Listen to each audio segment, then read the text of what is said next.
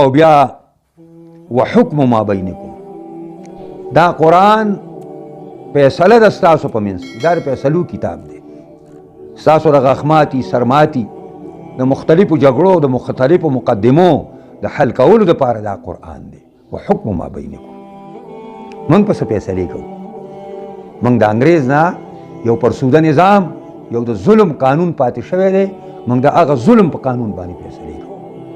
د قرآن عظیم الشان کتاب زموږ په منځ کې پروت دی او پیغمبر خدا علی صاحب ته وایي چې وحکم ما بینکم، په دې باندې به د قرآن په وجه باندې د فتنو نه به خلاصېږئ، ځکه چې دا ستاسو منځ کې فیصله کون کتاب دی.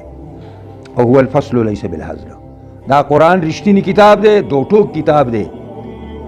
لیس بالهزل، دا گپ شپ نه دی، دا گپ شپ کتاب نه دی، دا یو ډیر سنجیده کتاب دی.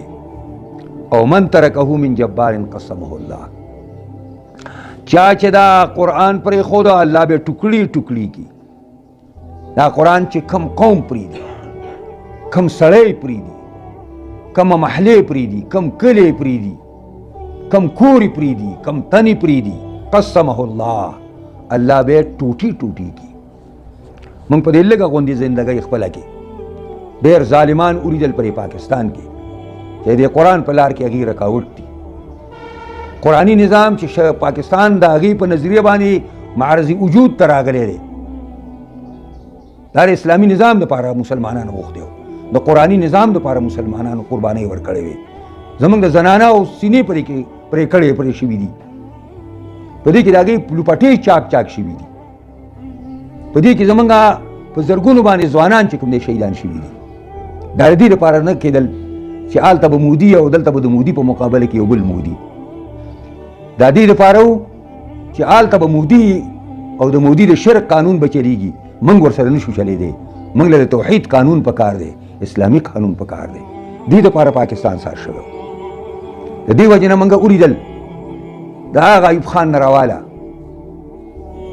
او دا کاته را روانه ده، یو یو الله تعالی ټوکړي ټوکړي کړه، یو یو، او ذلیل او خوار یې کړه، ذلیل او خوار. سره دومره لوی لوی قوتونه به رالل، ایوب خان پیړ مارشل و، خو بیا یې نوجوانانو چې به ورچغې ساز یې کړې که نه، نو کتا کتا سپی به ورته ویل، داسې الله خوار او ذلیل کړه. هغه بټو چې راغی هغه ویل زما کرسۍ ډېره مضبوطه ده، هغه په کومه لار باندې الله بوته. ومن ترکه من جبار، کم ظالم چې دا قرآن پرېږدي قسمه الله، الله به ټوټې ټوټې کړي.